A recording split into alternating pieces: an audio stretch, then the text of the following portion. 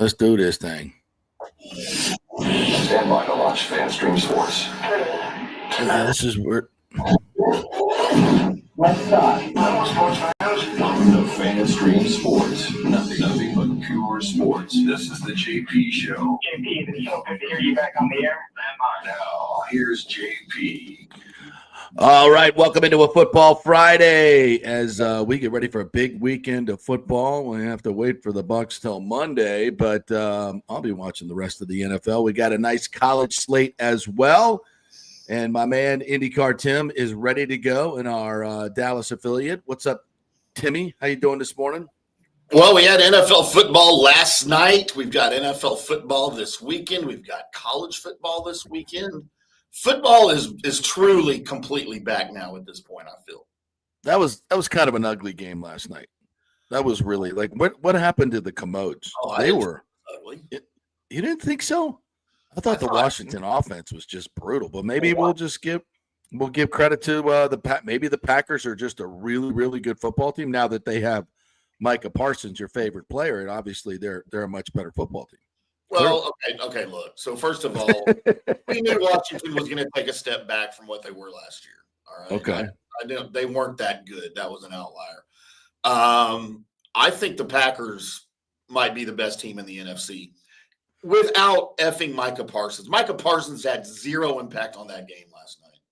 What a colossal waste of money for the Packers. They did not need that.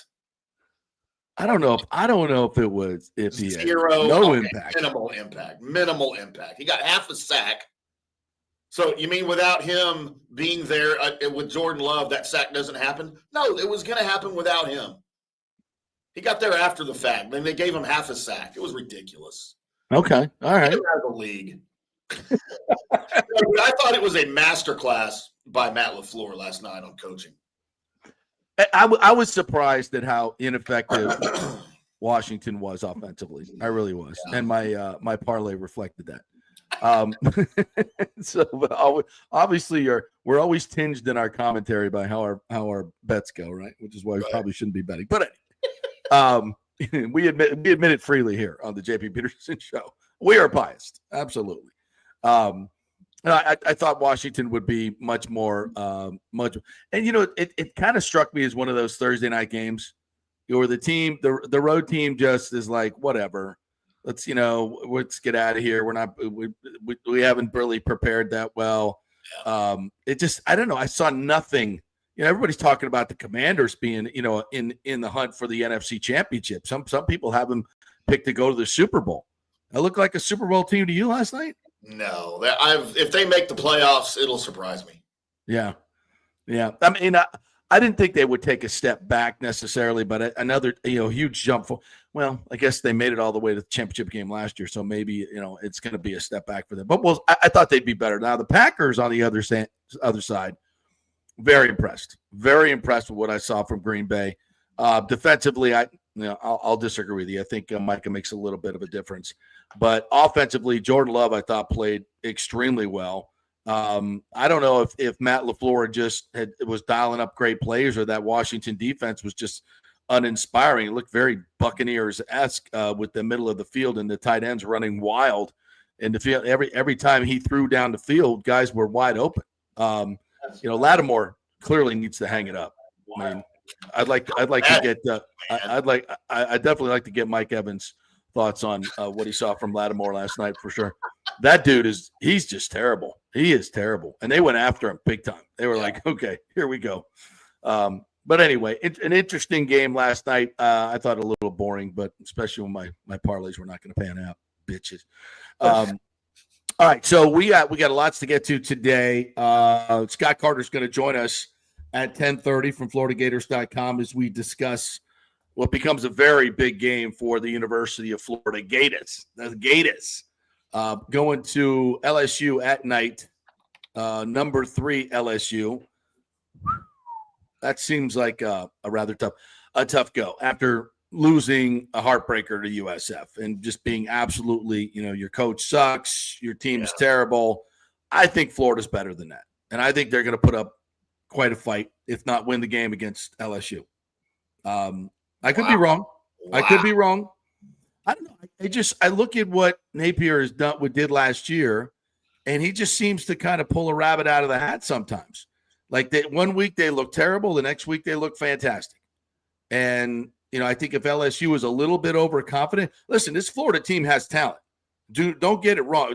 This Florida team has talent. And I think a lot of people are dogging them because you lost to USF. USF is a really good football team. This just in. And, a lot of things did not go their way. Florida, they had 11 penalties in that game. You go back and watch that game. They were running the hell out of the football early on USF. USF could not stop the run. They got some chunk plays, but they had 11 penalties. And I'd say every damn one of them, they had 2 touchdowns called back early on. They made a lot of huge mistakes in that game. They could have very easily won that game. And no disrespect to USF at all, but they could have very easily won that game. And what would the narrative be? Oh, showdown instead it's like, oh, the Gators have no chance. I don't think that at all. I think they'll play a tough competitive game. I think they have a chance to win the game. I haven't seen the spread on this game. I'm going to guess though. I was going to say 7.5. Yeah, I was going to say 7.5. So 7 points. Yeah, I think that's a lot. I think it's a lot for a talented Gator football team. But obviously, listen, the elephant in the room is Billy Napier. Sometimes he just freezes, and I thought he froze in the final two minutes, and is watching that clock tick down with 2 timeouts in his back pocket. It just was very Bowles-esque, to be honest, and I just didn't get it. I didn't understand throwing on first down.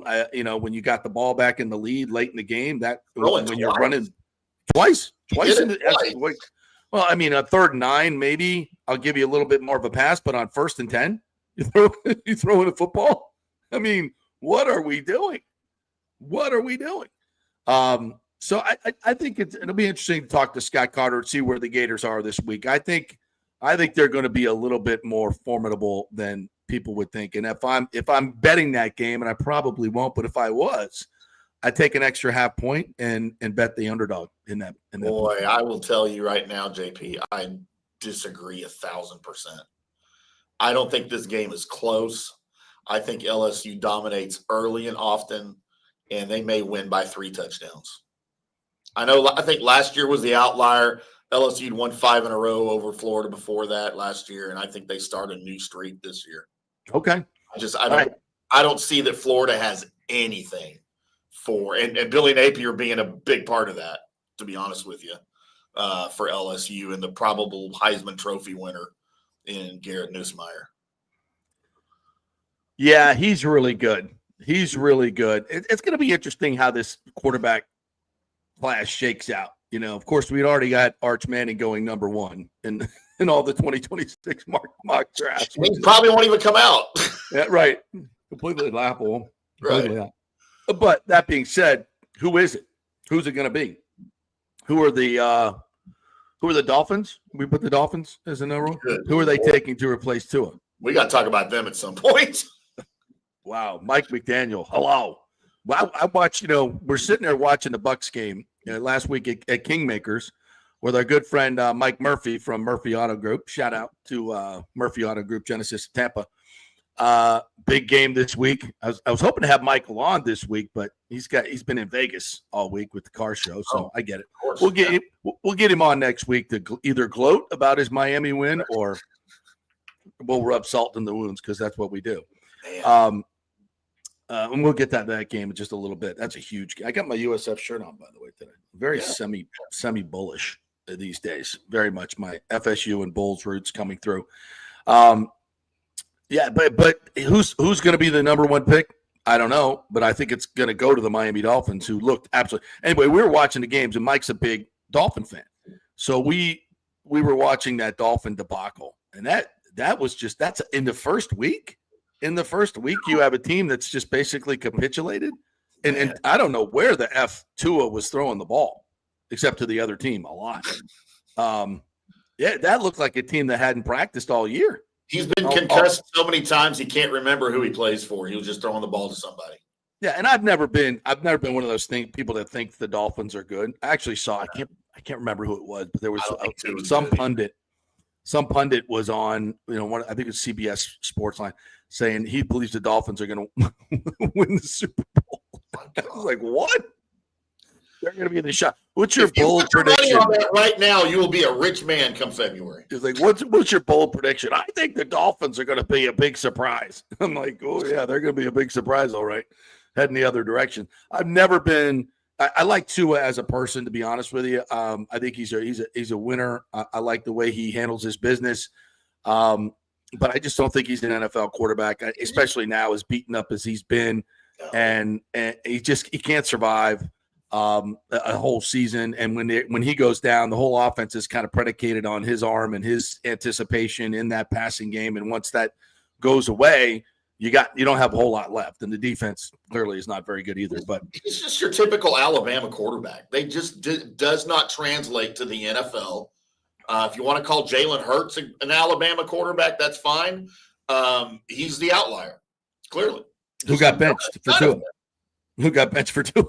Which was the right move. Clearly, that was the right move. I mean, but I think Jalen Hurts is a bit of an outlier because he really developed since he left Alabama and really became a much better quarterback. Yeah, much better quarterback so it'll be interesting. But I'd say right now, if I had to pick one, I'd say Nussmeier is probably the leader as far as the number one overall pick to go to Miami. I mean, Sellers is going to be up there. Lenore and play for John Gruden. There you go. That's an even better lottery. Where's Gruden coaching next year? Okay, Florida? Number one, if Gruden goes to Miami, and look, I love Mike McDaniel. I think Mike McDaniel's awesome. I want him to be a great head coach. It ain't happening in Miami. It ain't happening. If Gruden goes to Miami, the first move he should make, other than going and finding a quarterback, is changing the damn uniforms back to the old ones. Those new uniforms are ridiculous. Yes, I agree wholeheartedly. As a Dolphin fan from my youth who watched the 17-0 season from the third deck at the Orange Bowl as it shook like an earthquake. Dad, is this supposed to be happening? Yeah, son. Dad, I'm scared. There's 47,000 tons of metric steel in this thing. It's not going anywhere. My dad was a civil engineer, and when he told me something was good structurally, I was like, okay, we even though the upper deck is like swaying like it's an 8.5 magnitude, and you're like, oh God, Dad, is this cool? Yeah, it's fine. 8.17 miles. I'm like, good, all right, good, we're good. But anyway, the Dolphins haven't won shit since they left the Orange Bowl and put on those terrible uniforms. They're just like, to me, the epitome. They fit the culture of the town so well. Sure. They're like a Maserati with a Camry engine, right? Or I should say a Corolla engine. Some of the Camrys can go. Yeah. It's like a with a Yugo engine. It's all flash and dash. Knows what a Yugo is, JP, except for me and you. Yeah, a Pinto, Yugo, whatever. Take your pick. They still make Yugos? No. Come on. Hey, you know what you call a four-door Yugo? A Wego. Nicely done. No, they fit Miami. It's like an LA Rams wannabe, right? That's like an LA wannabe. The city is and the team is. And it's just so Miami. So Miami. Anyway, I don't know how we got on that tangent, but so let's get to the Buccaneers, shall we? Monday Night Football coming up with the Texans. Baker and Bowles talked yesterday, and not only were Godwin and Wirfs on the practice field yesterday, but Bowles says they're both in play to play on Monday night. See, this is the thing, and we remember when Wirfs went down. Everybody, oh my God, they screwed it up. They screwed up the medicals. Why didn't they have surgery sooner? Blah, blah, blah, blah, blah, blah, blah. They don't know what, and he's going to be out for half the season now. And I'm like, can we just wait? Can we just wait and see what happens? And listen, I'm as concerned about Wirfs as anybody. He's the one who said we have some bone-on-bone issues. And I'm like, that is never good. And I don't know if he misspoke about that or, how severe it is, and nobody knows. Like, we don't know. As far as Godwin goes, I mean, we have not seen Godwin run. Like, we haven't even seen him out there, and all of a sudden, okay, he's back at practice and he's in play.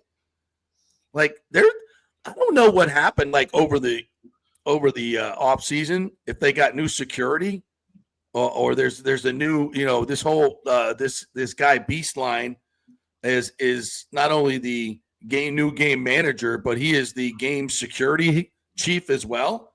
Where we got no sniff of this new offensive line, and now suddenly Wirfs and Godwin are in play to play on Tuesday or on Monday night, week 2. I mean, I don't know how serious Bowles was being, and maybe that's some subterfuge in itself. I don't know. We don't know.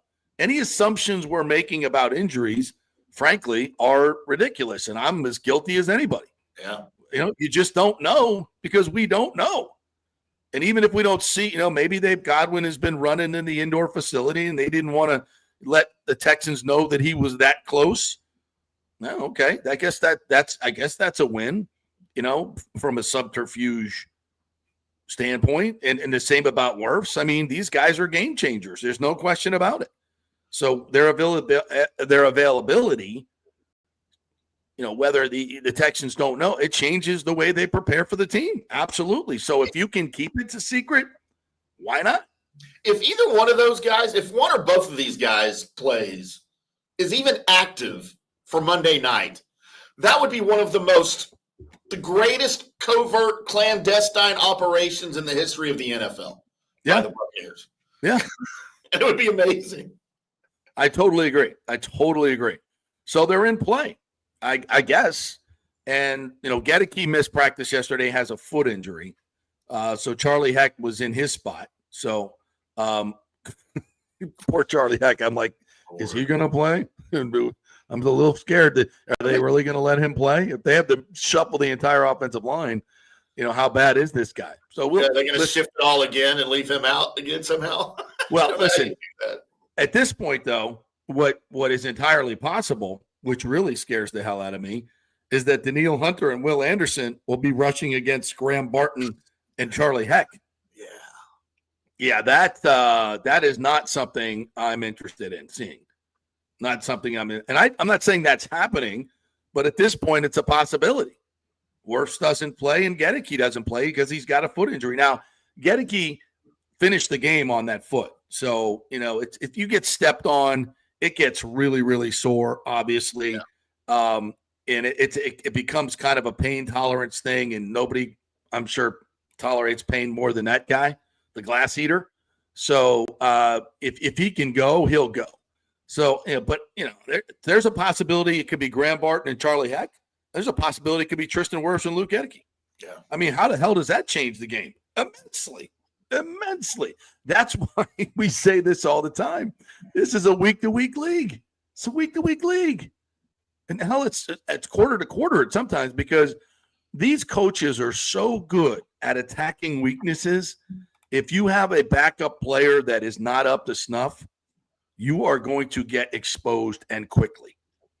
And I think that's why they made the change with Graham Barton last week because they were afraid of what might happen with Charlie Heck.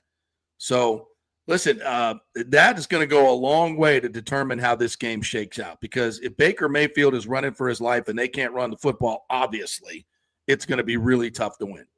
And listen, I was concerned about the run game when we saw it in Pittsburgh in the preseason. I would go back and looked at the tape. I was a little bit more encouraged, but still there wasn't enough production in the run game. When Bucky's running for 2.5 yards carry, that's not good enough. The offensive line's not doing their job. So against this group, which is better than what we saw last week immensely, that's going to be tough. So I'm concerned if the Bucs can run the football. I'm concerned if both of these tackles are hurt, in terms of Wirfs and Gedeke. So there's a lot in play now in terms of injury that we're going to have to sort out. There's some good news. Ben Morrison is trending in the right direction. I think a lot of people would like to see him get on the field instead of Jamel Dean, who Bowles said actually had a pretty good game in week 1. But I don't think anybody really trusts Jamel much anymore.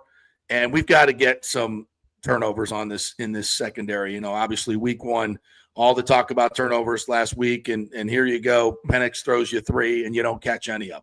I mean, it's just, my Lord. I mean, how it's as a Buccaneer fan watching these games and watching these corners and every just drop freaking interception after interception is just maddening. And it's clearly in their head at this point. But, you would think that with a new $48 million contract, Zion could buy some gloves that work. Well, and it's not just him, obviously, you mentioned. But, yeah, I don't know. And this is supposed to be Bowles' strong point, right? Right. Like, it's supposed to be where he excels is in teaching your guys to get turnovers. Right. And maybe if Morrison can play, he'll show these guys how to do it as a rookie. I don't know. My biggest concern is C.J. Stroud and how on earth you're going to get to him and stop him. In case everybody forgot, the last time these two teams played back in 2023, C.J. Stroud threw for 5 touchdowns and 470 yards. In a 39-37 Texans win.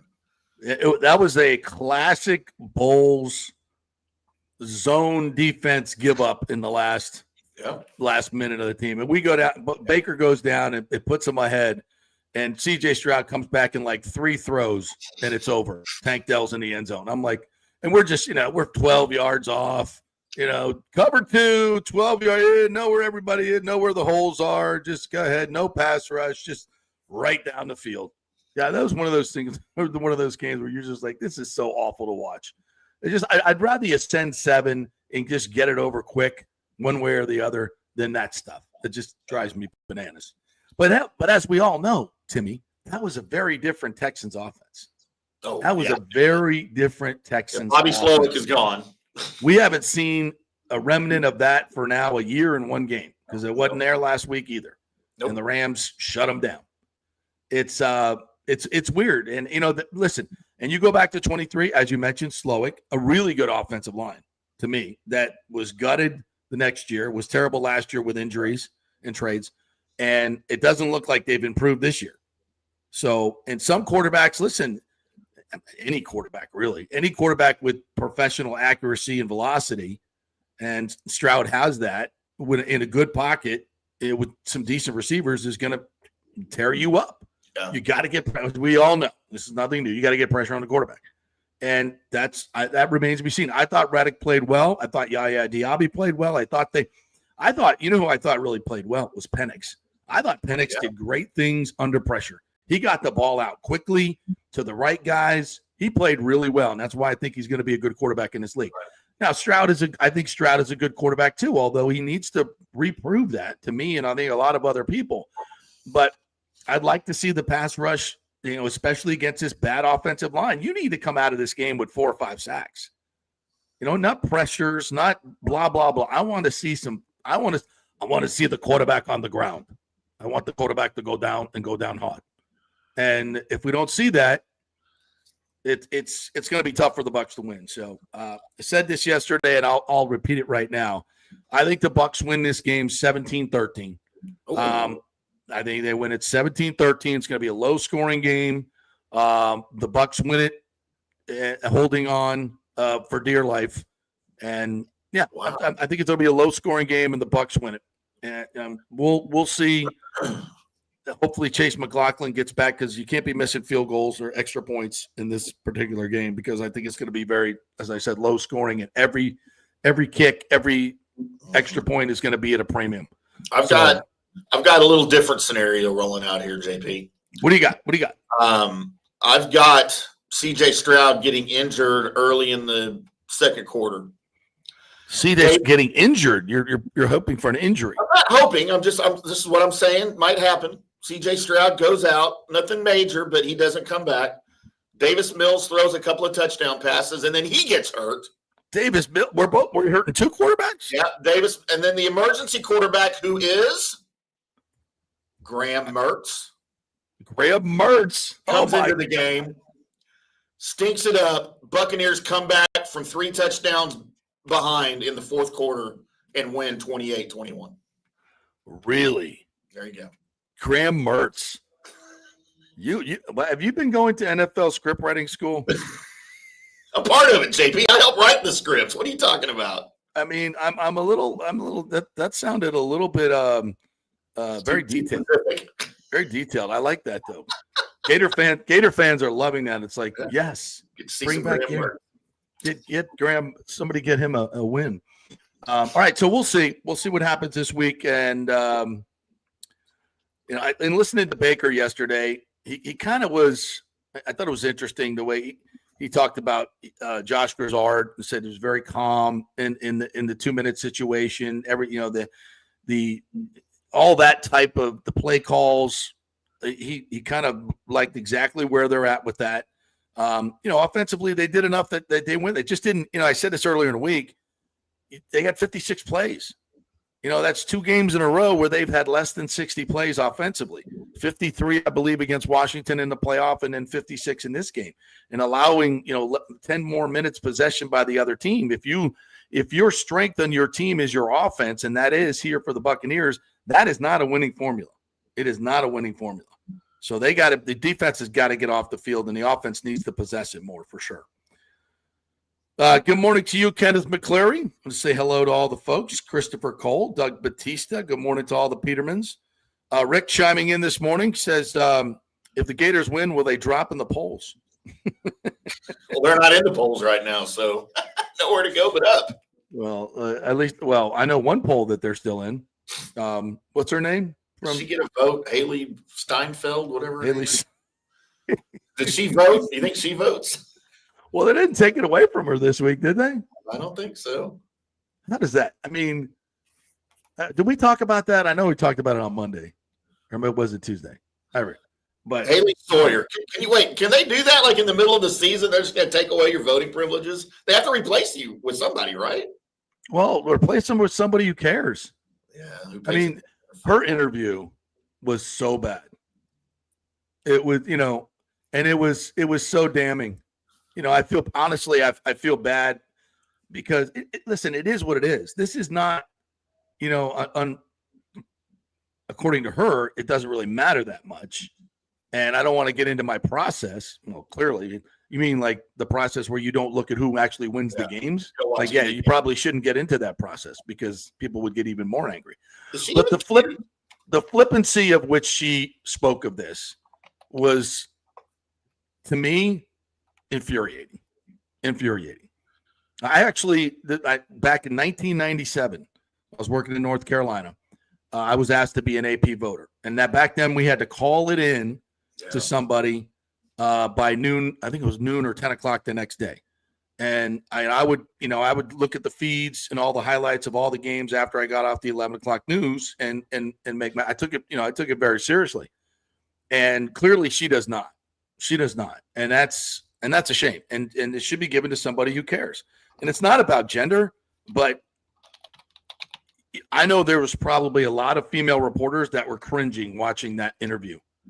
It's like, I really appreciate everybody's input on social media, but there's a lot of people voting for it. And it doesn't really matter because there's so many people voting. So it kind of evens out anyway. So, oh my God. Wow. Not good, Haley. Be better. We all need to be better. Yeah. So my words for her will be even more harsh after I just realized she's not even cute. Like if she was cute, I'd excuse a little bit of it, but she's not. Thank you for your sexist input today, but please continue. Just saying. Can excuse a lot of it. Hey JP, we want an update on Yugo? Yes. Okay, for those that don't know, the Yugo was a car that sold for not even $4,000 in the US from like 85 to 92. All right, this was it. $3,900 is all you look can at buy that baby. Look at that stylish motherfucker. Look at that thing right there. And JP, I have found out. Kind of looks a little bit like the modern day G-Wagon, doesn't it? Through my investigative reporting while we were on the air just now, 30 seconds ago, they are trying to bring back the Yugo, and this is the new prototype for the Yugo. Nice. That's sharp. I like that. I like that. That's nice. Still probably wouldn't drive one. One tire, $39.90 now. Yeah, is that what you? I don't know what $39.90. But go get yourself a Genesis GV80. That's what you need. That's a beautiful, beautiful car. Genesis of Tampa, by the way. Go check them out this weekend. Tell them JP sent you. Gorgeous cars.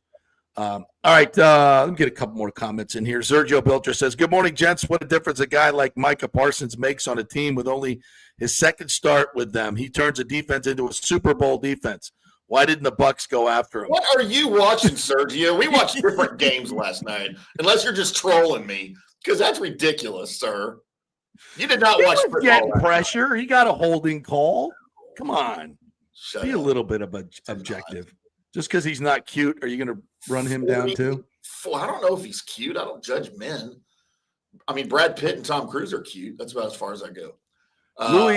Louis in the Frozen Pirate Pod says, "I think it could be a bluff just to throw the Houston Texans off what Bowles said yesterday." I think, obviously I think you're right, but it's really not Bowles' way.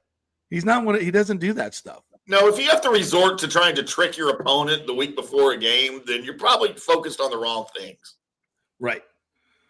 Michael LaRue says, Billy Napier said Brendan Bett won't be suspended for spitting on a USF player since he needs him available to help beat LSU and save his job. Well, at least I know he didn't say that, but if he did, at least he'd be being honest. Right. As the great Bobby Bowden used to once said about Sebastian Janikowski when he broke curfew the night before a big game. There's a lot of ways to punish a player. I know all you Gators out there want me to throw him off the team. I'm not going to hurt our fan base and everybody else. We'll punish him. He'll get punished, but he's going to be kicking. He's right. He's right. And I don't blame him. There's a lot of ways to punish a player. Who else? Who wants him suspended? Every LSU fan and every FSU fan. Anybody who hates the Gators wants him suspended.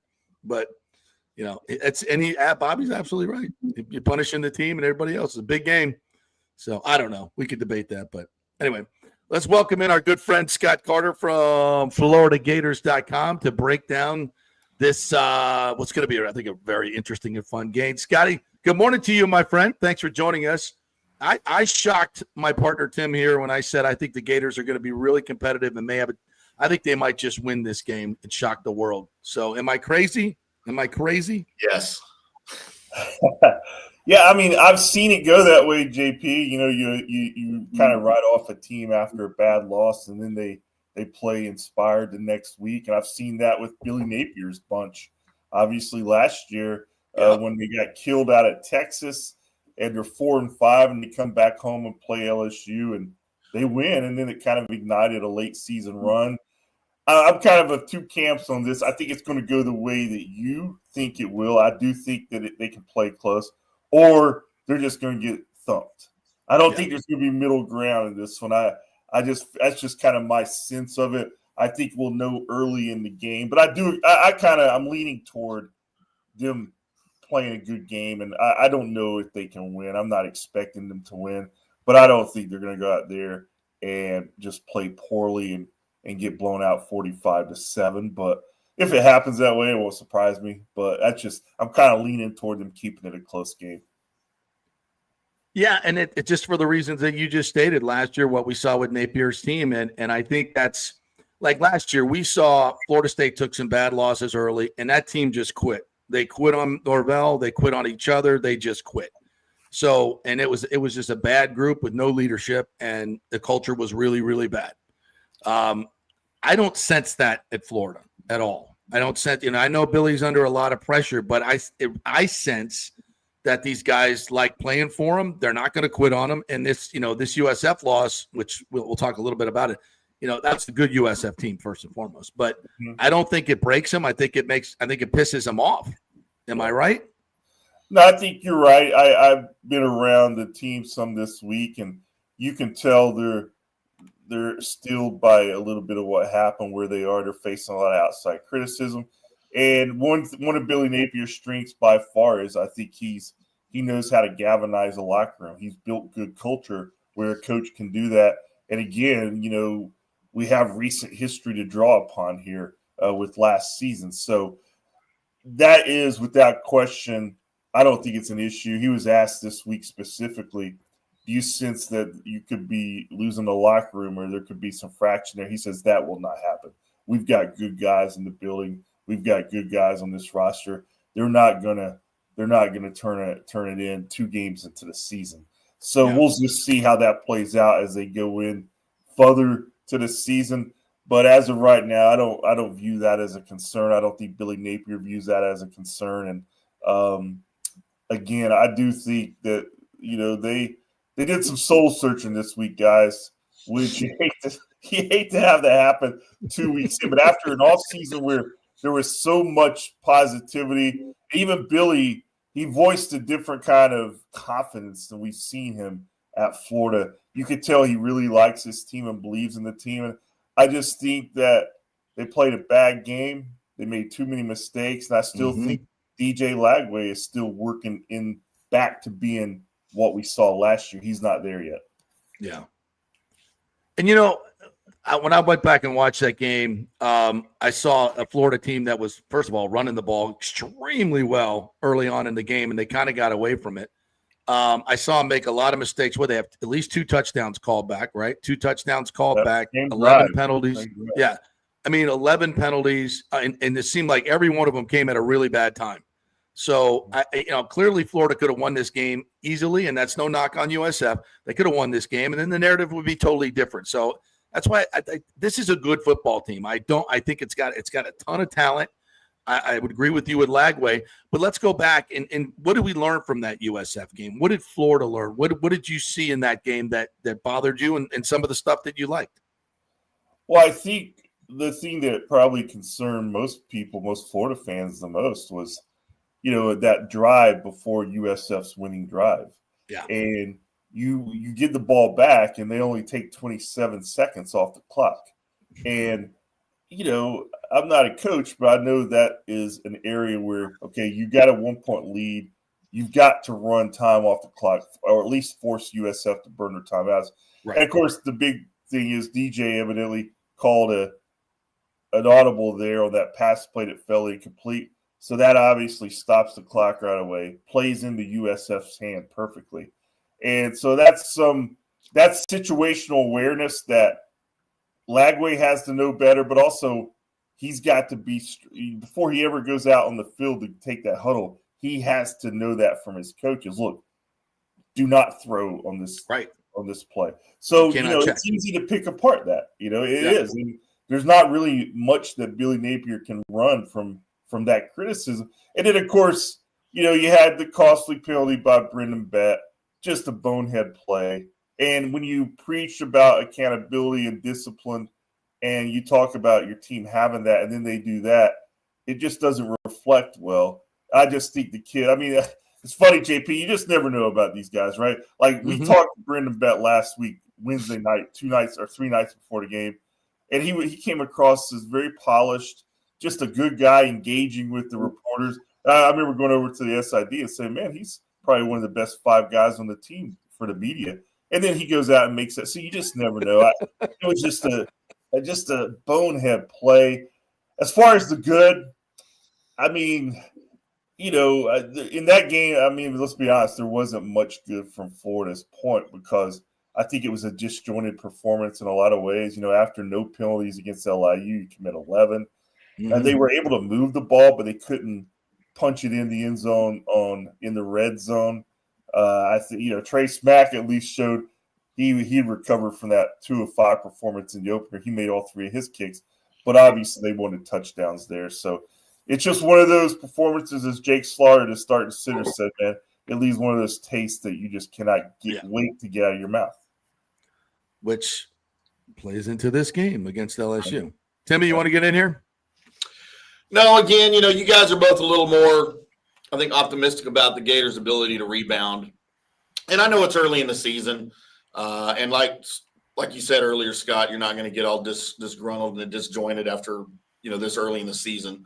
But, man, I just think LSU, I don't know that they have anything for LSU. That offensive line is stout. Nussmeier's playing the best football of his career, probably your Heisman, favorite right now. But just the way I've seen the Gators react defensively now, man, I don't know. I just don't know. And I don't think it's going to be a blowout. I think 2 touchdowns, about 28-14, something like that, I think is what I'm thinking. Okay. All right. Scotty, what did you learn about USF? What were your thoughts on what you saw from them? Well, a couple of things really stuck out to me. First of all, they play kind of what I call reckless abandon. That defense, man, they get after it. I don't, if I were to go down their roster compared to Florida's, I'm still picking Florida's roster. Yeah, But I thought the way they played with that edge that teams can erase some of the bridge between a talent gap, and they played with that. And that's just not only the players, that's also good coaching. And I thought I could tell Alex Golish, this guy's an up and comer. I just thought he managed that game exactly the way he needed to. Yeah. And the disparity there between how Florida managed and USF was managed, it was a spotlight on it by the end result. And so Golish, I thought, did a really good job. And of course, everything around USF starts with Byron Brown. And I wasn't too impressed early. It took him a while to get going, but when he had to make plays, he made them, and he looked like the player that he was before his injury. And I'm really curious. I mean, to me, that Miami game with them this weekend, that's one of the more interesting games because if they win that game, man, I mean, USF's going to be looked at in a totally different light than they already are after their upsets of Boise State and Florida. So they've got confidence. I think they've got good coaching. I think, it's been a good week down there, man, with Rob Higgins taking over as AD. I thought that was an excellent choice. So they got some momentum right now. Still be interested to see if they can carry it, Well, this week at Miami obviously is going to be a big test, but I think they can go in there and be very competitive. Again, 17.5 points, I think, is a ridiculous spread. This is just – it's not the same old South Florida. They've completely changed their defense, their defensive line. They got 5 new guys in there, most of them seniors. They're bigger. They have more depth, and it allows their skill position players to actually play now. Those 2 linebackers are as good as you'll find, but when you're playing behind a defensive line that can't keep linemen off you, you can't play. And now they can. Now they can run, they can hit. Same with the secondary, and it's completely changed the look of that defense. So I think they'll keep it close with Miami. I hammered USF last week in the 18.5, which was very disrespectful. But I'm gonna do it again this week. Scott Carter joining us here for the G's Law Group Gator Report. DJ Lagway, you mentioned him. I mean, obviously he looks a little heavy. I didn't know if he was lining up at D line or O line this week, but has he just not had time to condition his body, and that tells me maybe he's not as sharp in his passing skills as ready. Has he just not been able to practice a whole lot? I mean, that's been the word, but we kind of saw that in the game. No, that was exactly what happened. He dealt with injury in the spring, and then I thought right after SEC Media Days in July, just on a team run, he strained a calf, and that basically sidelined him again all through camp until about, I think it was 12 days before the opener, before he took his first 11-on-11 snaps in camp. So, you can't run, you can't condition the way you need to as a college football player. So I think we're seeing him kind of get into shape on the job here. And I think he is a little slow compared to what we saw at the end of last season. Billy Napier was very optimistic about DJ's improvement in practice this week. He's not concerned by it at all. Obviously, it's getting a lot of attention by the fans and the media, rightfully so, because we saw what he looks like when he's in shape and making plays. And he hasn't been horrible, guys. I don't want to say that at all. No, he just looks rusty. I mean, he looks like a guy who hasn't been able to do everything that he needed to do in his off-season preparation, and it showed because as you guys know, it's hard to do that in games. Yep. And so I think I would expect him to be a little better this week. I think the big thing with the offense is just they haven't been able to develop any consistent rhythm. Even in the LIU game, it was a little bit disjointed at times. I think they're looking to find some rhythm there, and of course, DJ is going to be the guy at the wheel of that, and he's got to make the right decisions. And if you're going to call off a play and choose another one, make sure it's a smart one.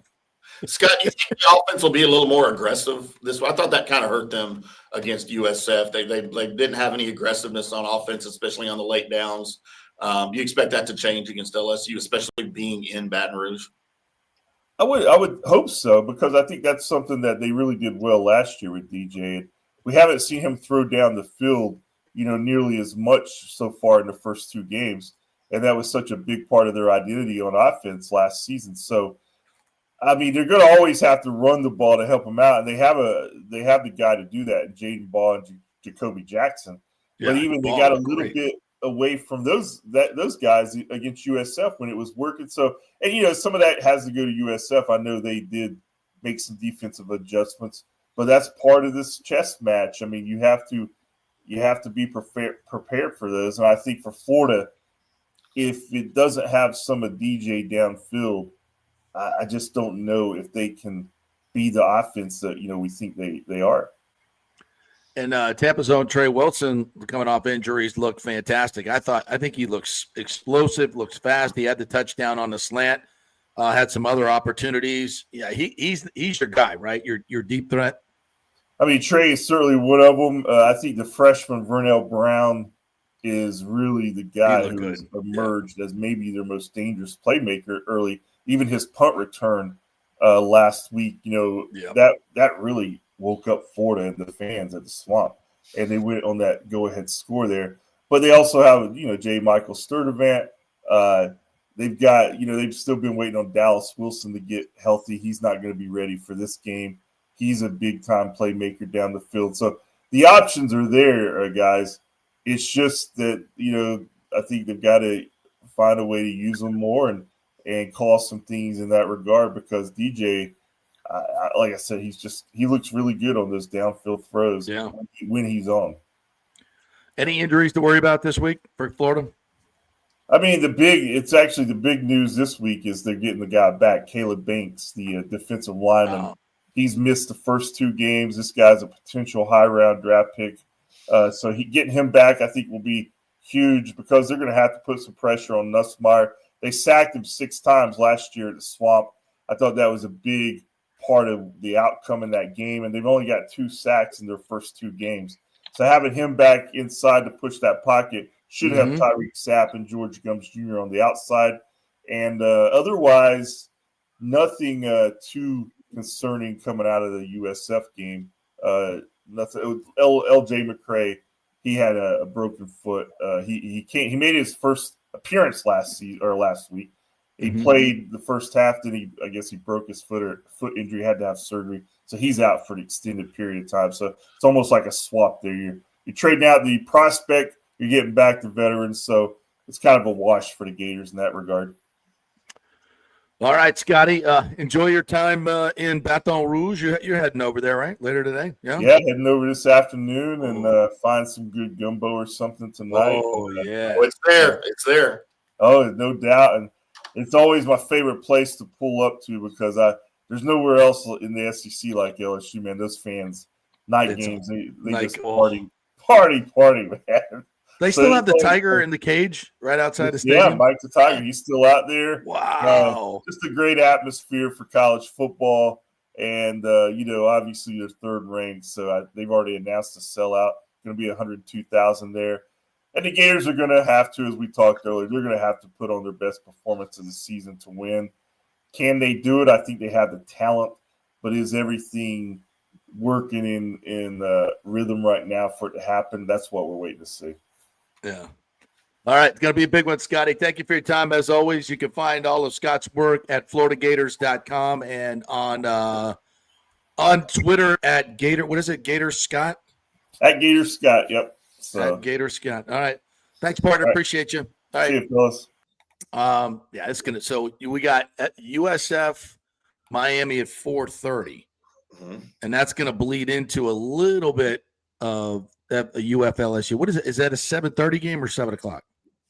That game is. We need schedule. Please hold For the next available representative. And I'll be at Wrigley Field starting at 2:20. We got a 2:20 start. Who are they playing? The Rays. The Cubs and the Rays. I'll be at that game on Saturday as I take off for Chicago today. See my son Cullen. Looking forward to that. Oh, nice. And then we'll catch them as soon as the Rays and Cubs are done. We'll go to a sports bar and watch USF 7:30. Miami. 7:30. 7:30. Okay, good. Yeah. Then we'll watch that bleed right into Florida and LSU. That's a good day. It's a good day. That's a good day of sports right there in the Chicago metro area. So looking forward to that.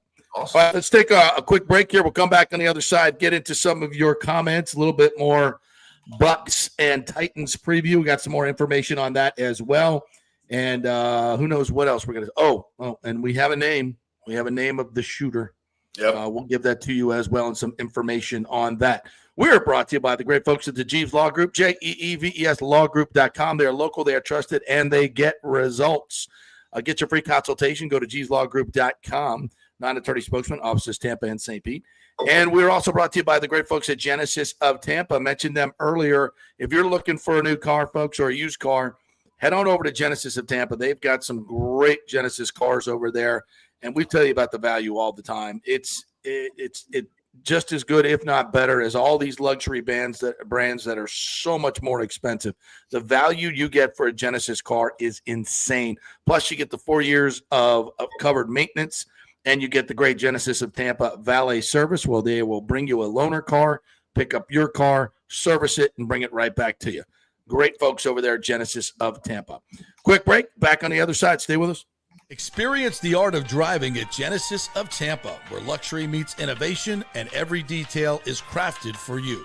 From the bold G70 to the refined GV80, Genesis delivers power, elegance, and technology years ahead of its time. Book service online, and our Genesis Experience advisors will pick you up and drop off your vehicle. If available, you can enjoy a courtesy car while yours gets a complimentary interior vacuum plus a generous offer for your trade. Every new Genesis comes with the Miracle Advantage Plan, 10 years or 250,000 miles of powertrain warranty and 4 years of complimentary maintenance. Visit us at 801 East Bears Avenue or online at genesisoftampa.com. Genesis of Tampa, luxury redefined. Italiano Insurance would like to congratulate the Bucs on their 50th anniversary season. And you know what? We've been here for every season and then some, over 60 years in business. We've seen some smart coaches with great game plans, but if you don't have flood insurance or business insurance, that's a terrible game plan. That could ruin you financially. You don't want to take that L. So call 813-877-7799 and let their friendly agents quarterback your insurance and save you big money. Italiano also sponsors our FSU report every week, so go Noles. 813-877-7799 or go to italianoinsurance.com. JP here for Riveters, our new official sports bar and grill of the JP Peterson Show. And just like our show, no BS, no corporate chain feel, just amazing, authentic folks serving great comfort food in a casual atmosphere at unheard of prices. Riveters is located just south of Raymond James and Steinbrenner Field on Dale Mabry, walking distance to the park, so free parking, great place for pregame and postgame. Let's talk about fresh food. Nothing is frozen. Burgers, wings, prime rib, roasted fresh daily, never frozen. That makes a huge difference. The mahi, the salmon, also super fresh. All our sauces are original recipes made in-house. Our Warhawk chili and fully loaded potato soup is made fresh in-house. It's the best food anywhere, served by people who actually care. Riveters on Dale Mabry, just north of 275, just south of where the Bucs and Rays play. We'll see you there. Are you looking to renovate your home, rebuild after the hurricanes, or build your dream home from scratch? Well, let me tell you about my friend Jason Fawcett and On-Site Construction. They have over 1,450 satisfied clients, 25 years of experience, over 500 designs, and a talented team of over 40 construction professionals. They believe building something exceptional begins by truly focusing on all the details, even the smallest ones. We understand that construction can be a daunting process, and we're here to make it as smooth and stress-free as possible. Quality is non-negotiable at On-Site Construction. We use the finest materials, employ the most skilled tradespeople, and adhere to the highest industry standards to deliver a product we're proud of and that you're going to love. Our project management is meticulous with a focus on completing projects on time and on budget. Your happiness is our primary driver. So give us a call at 813-579-5789 or check out our incredible website at onsiteconstructionfl.com.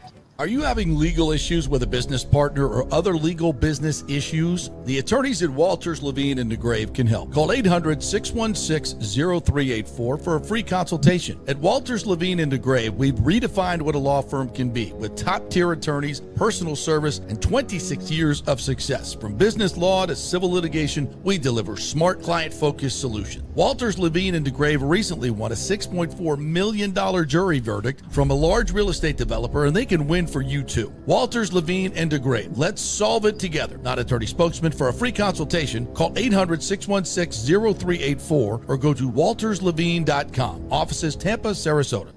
Let's go. Right now, back to the show on FanStream Sports.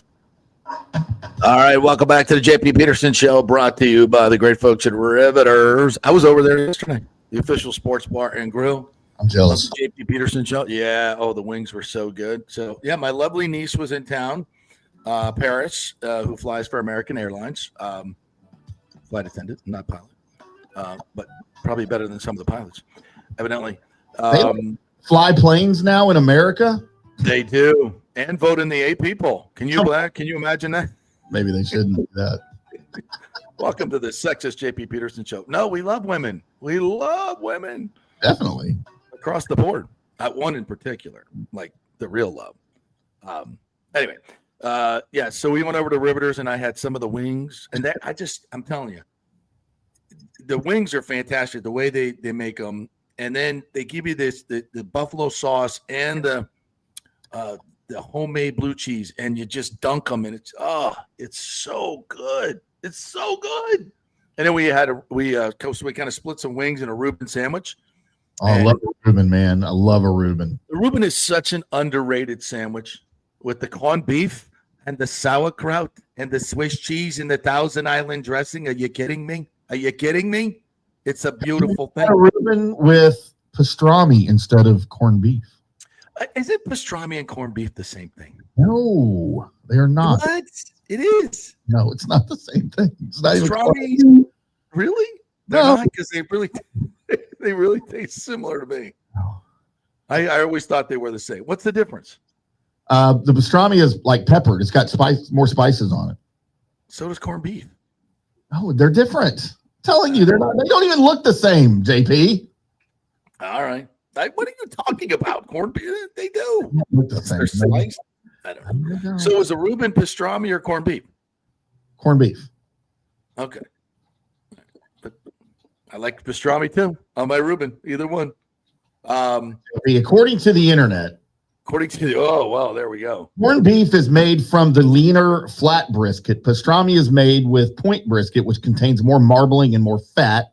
It's also made with other cuts of beef, such as a lean shoulder cut or a navel beef belly, which comes from a juicy selection just below the ribs. And then the spicing and the curing is all different too. So, really, I thought they were very similar. Love them both. Both, but I prefer pastrami. On your Reubens, okay. Yeah. Head Highswell is weighing in, says corned beef equals peppercorns. Yeah, it's got peppercorns in it too. Yeah, they do. And pastrami doesn't. It does. Okay. Or it can. All right. Either one is good with me, as long as you get the Thousand Island dressing and the sauerkraut, which is amazing. You got to have the sauerkraut. Got to have it. Although my niece said, I'll put that on the side. I'm like, you don't know what you're missing. Oh, love the sauerkraut. Yeezy says Micah looked great last night on a pitch count. Tim, he's a difference maker. Stop drinking Jerry's Kool-Aid. He's overpaid, but you can't deny his impact. I will. I just did. Overrated. I'm with Yeezy on this one. I don't think he was worth the money. I agree with you, but I'm not going to share. I'm not going to share that. I think he made an impact on the game the other night. Minimal. Okay. Daniel says that's a different team. That's not the same USF. We need to take care of business versus a very good USF team. Yeah. Listen, if Miami goes into this thinking that this is going to be an easy game, they're going to get the same thing the Gators got. And Miami has Florida the next week. Mm-hmm. So are they looking ahead to the Gators? They better not be. I think this last week, if Boise's Boise State didn't wake you up. That did. Now, I think Miami probably is a little better than Florida. I think it's close. I think they're both very talented teams, and that's going to be one hell of a game as well. It's for USF to win all three of these games is a really, really tough ask. Can they do it? Yeah. I mean, they can, but I think it's a really, really tough ask. But here's the thing about Miami. They always lose a game that they're supposed to win, if not 2 a year. Right. And this one really looks like that game. It really looks like that game. It's a bit of a trap game. They beat Notre Dame. They have a cookie. Here comes USF, and we're looking ahead to Florida. Now, if USF had lost last week, they'd definitely be overlooking them, but they didn't. So, and Cristobal just cannot be trusted. He cannot be trusted with a good team. So, I love the Bulls and the points, obviously, but I think they have a shot to win the game. Now, listen, this triumvirate of receivers that Miami brought in, Malachi Toney, the freshman, looks really, really good. And then CJ Daniels, who came from LSU, is one of only 2 receivers that has over 2,500 yards and 20 touchdowns in college football. And that one-handed catch that he made against Notre Dame, to me, was the game changer. Because if he doesn't catch that ball, it's an interception in the red zone. It could be a 14-point swing.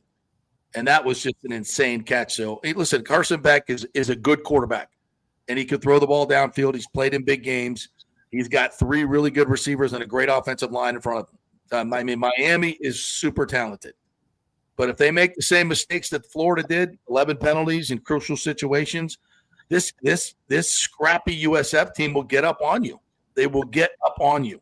And they're way more talented than people think. And Byron Brown is a difference maker. So it'll be interesting. As we heard yesterday from our boy, Danny Boy Kane, and it's going to be a packed house. It is a sold-out stadium. I don't know how many USF fans will be there, but I'm guessing probably at least 10 to 15,000, maybe more.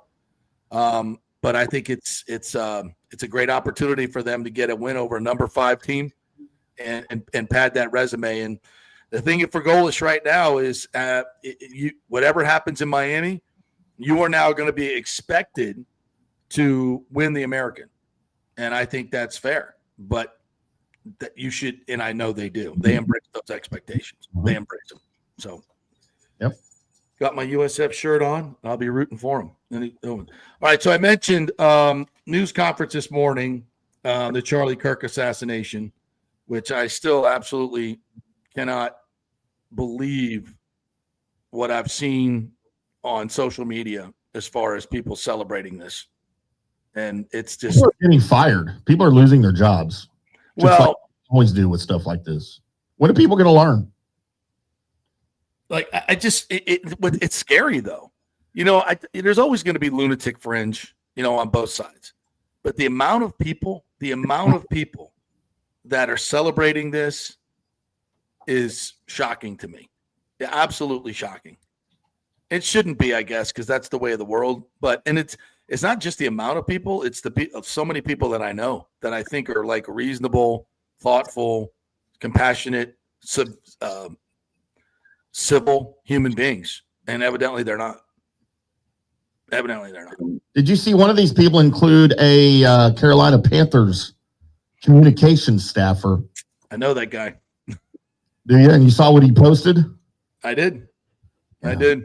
It was so disgusting. Yeah, and he lost his job. Did he really think he could do that and keep his job? Do any of them? Yeah, obviously they do. This is how brainwashed so many people are, and they talk about the MAGA cult. This is just it's incredible that they think that they can post stuff like this and it's okay. Because, as I said yesterday, we all live in our information silos. Yeah. But if you still think that's okay, you're a sick human being. You are a effing sick human being. Anyway, this loser's name is Tyler Robinson. His dad and his minister turned him in once they saw the pictures. Do I have my doubts that this is the right guy? I don't know. I can't believe anything anybody puts out anymore, quite frankly. But it looks like they have a lot of visual evidence. They've got fingerprints. They've got a lot of they've got hard evidence against him. So, which of course they could obviously fabricate. We're not, I'm not sitting here thinking that everything that the FBI is going to tell me is true, because I know that's not the case in the past. So, yes, do I trust these folks a little bit more? I do. Well, a lot more, but I'm not going to be naive to think that without question, this is the guy. There's a lot of questions about this, so we need to learn more, but they feel like they got the guy, and we'll learn more about him, but we'll learn that he's been radicalized by a lot of things that are just not true about Charlie Kirk. And there's one thing we've learned over the last 48 hours, that everybody that hates Charlie Kirk doesn't know who he is. All the information that they've been fed, a bunch of edited, mostly comments and written things that were taken completely out of context. And that's what, that's where our media is at this point. And it's disgusting. We talked about this yesterday, and it's so hurtful to our society. It's created so many evil, horrible people that think that it's okay to go murder someone over their beliefs. Just because they disagree with you. Yeah, it's not okay. It's not okay. We need to be better. All right, Timmy's going to take it from here. I'm going to go hop on a plane and go to Chicago. Follow us on social media over the weekend. We're going to have a lot of fun at the Cubs game. Hopefully get a chance to chat with Kyle Tucker, our hometown hero, who's unfortunately on the injured list right now and won't be able to see him play. But looking forward to seeing my son, the great Cullen Peterson. I'll see you in a little bit, son, and enjoying any Chicago recommendations. Put them in the comments. Hit me up on social media.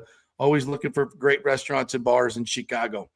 All right, Timmy, you got it for the rest of the way? Yeah, we're going to take our second break while you get out of here, JP. All right, sounds good. Yep. We're brought to you by the great folks at Italiano Insurance, by the way, 813-877-7799. Make sure you go over there and get your flood insurance, get your homeowner's insurance. Make sure you have enough homeowners insurance, your business insurance, all your insurance needs. Let them do all the work. You save all the money. ItalianoInsurance.com. See you Monday. The Gold and Diamond Source is working every day to be your family jeweler. Right now, a $5,000 engagement ring with 0% interest can be yours for just $83. So don't let the holidays sneak up on you this year. Now is the time to get ahead with their in-store layaway. Trade in your old jewelry for cash. Gold has never been higher. The Gold and Diamond Source is offering the highest ever trade-in values for your gold and diamond jewelry. Now is the time to get your holiday shopping started. So come in now, relax, shop, and save at the Gold and Diamond Source. We love Julie and Steve Weintraub, great local philanthropists, and you can find them at 3800 Omerton Road in Clearwater, where you'll always find the perfect gift, only at the Gold and Diamond Source. Welcome to Kingmakers, home of the JP Peterson Show studio and Tampa's premier business networking and social club for members only. By day, it's an exclusive, vibrant co-working space with a stylish conference room, focus rooms, a full production studio, and an in-house marketing team. And by night, Kingmakers transforms into a sports-centric social hub with a full sports bar, golf simulator, and exclusive events. For young entrepreneurs and seasoned professionals, it's the perfect place to work hard, play hard, and make big moves in Midtown Tampa. Close the deal, celebrate the win. Only at Kingmakers. Become a member today at kingmakerstampa.com. Your business, your club. JP here for the Jeeves Law Group and my man Scott Jeeves, who lives right here and has long been a highly respected member of our community. He's a proud sponsor of the Tampa Riverwalk. Jeeves Law Group is also a proud sponsor of our Grand Central District in St. Pete and has neighborhood events throughout the year. He has an office on Central Avenue in St. Pete and one on South Howard in Tampa. You can't get more local than that. So when you need an attorney, are you going to hire some huge firm that advertises all over the state or the one that supports your favorite sports show? It's the Jeeves Law Group. We're local, we're trusted, and we get results. For personal injury and personal attention, call us for a free case evaluation. That's 8889-JEEVES. That's 8889-JEEVES. With this record heat in Tampa Bay, you better have your AC unit running at peak efficiency. Third Generation Plumbing installs the best American standard AC units. Our split systems offer the highest efficiency available while reducing energy bills and maximizing comfort. That's why Third Generation Plumbing trusts American standard air conditioning, built to last, made to perform. Whether it's a new install or an emergency repair, our family-owned team brings 3 generations of trusted service to your home. Now with the unmatched reliability of American Standard. Plumbing or cooling, we've got Tampa covered. Call Third Generation Plumbing today, 813-961-8024, or go to thirdgenerationplumbing.com. And we also do AC. Ciao, Paolo Tini here, owner of Caffè Paradiso, voted number 3 People's Choice Award on Open Table. I want to thank all our loyal family of customers that have been enjoying our great traditional Italian dishes we make from scratch every day. It's a great family story we're proud of. Our family moved from Rimini, Italy in 1984. My dad, Caesar, started Donatello, and that's where I got the start in the restaurant business. I started Caffè Paradiso on South McDill in 1995, and we've been there ever since. From our traditional ossobuco, a veal slow roast for 4 hours, to our daily fresh catch, the Gruppo Paradiso, with a piccata sauce and lobster claw meat, homemade pasta like lasagna, farfalle salchicha, which is a bow tie pasta homemade with fresh sausage. Hold on a minute, JP's favorite. I love it. So come and have a glass of wine with me on South McDill. Get a reservation on Open Table and see all our 5-star reviews. Ciao, see you soon at Paradiso. Let's go. Right now, back to the show on FanStream Sports. Welcome back to the JP Peterson Show right here on FanStream Sports, Dallas, Tampa Bay, Ohio. You guys checked out our new FanStream Sports website yet? It's pretty badass, not going to lie. I didn't program it or anything, but it's pretty good. You guys go check it out. We've got different pages, obviously, for your Tampa Bay fans, for your Dallas fans, for your Ohio Valley-based fans. Catering to you, and not just podcasts.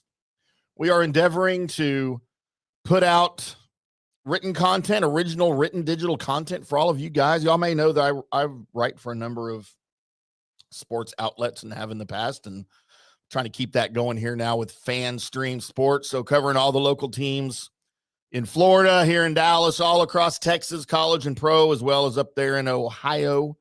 To keep you guys informed and make FanStream Sports your one-stop shop for to consume your sports knowledge and sports information. So go check it out, fanstreamsports.com. We love you guys. Appreciate y'all's input as well on what you see. I thought we would get into real quick before I jet on out of here myself, because I'm really hungry, and pull the curtain back a little bit. Up until the point where JP just said Timmy's going to take it the rest of the way, I completely forgot that I was supposed to do this. I'm not going to lie, y'all. Because we had other plans for today. We had scheduled or attempted to schedule a pre-recorded interview with Scott Hansen from NFL Red Zone. And I turned that over to JP earlier in the week, and I said, we'll do that. I'll play that whenever you jet out early on Friday. And had not heard from JP, hadn't heard from Scott, hadn't heard from anybody. I completely just brain farted and forgot about all of it until literally right before the break when JP said, I'll take it the rest of the way. So here we are. A couple of things I did want to touch on, though. Of course, look, I know Micah Parsons is making an impact. He will have an impact on the Packers. He would have had an impact on the Cowboys. I just don't like the baggage that comes along with Micah Parsons. And you can take the salary out of it, all right? I think it's ridiculous to pay that guy that much money. Look, I think the best pass rusher in the game right now, Myles Garrett in Cleveland, he's overpaid and he's making 40. TJ Watt in Pittsburgh, 41. He's overpaid. Trey Hendrickson's going to be overpaid when he gets his long-term deal, but $47 million for Micah Parsons is a lot of money. And to expect one guy to have that big of an impact on your team to justify that amount of money is just asinine. It's ridiculous, I think. And you guys can let me know if you disagree. We'll get to comments here in a minute. So throw me under the bus if you want or whatever. Support me. I don't care. We're going to read it anyway. But just with the baggage, look, man, I've been here since Parsons was drafted. I've been around him at the Star. I've talked to him. I've talked to his teammates about him. And there is just a lot of under the table, behind the curtain baggage that comes with Micah Parsons. Now, will he be different in Green Bay? Maybe. I doubt it. It's going to start off all rainbows and sunshine for sure, like it is right now. It's the honeymoon. And that honeymoon may last for the Packers and for Micah Parsons throughout the season, wherever they go. And you know what? Now that Aaron Rodgers is out of Green Bay, I can kind of cheer for Green Bay again. I love Jordan Love. I still think he's going to be ultimately, maybe already is, the best quarterback to come out of that draft class. I was very high on him coming out of the draft. And I know he sat behind Rodgers for a while.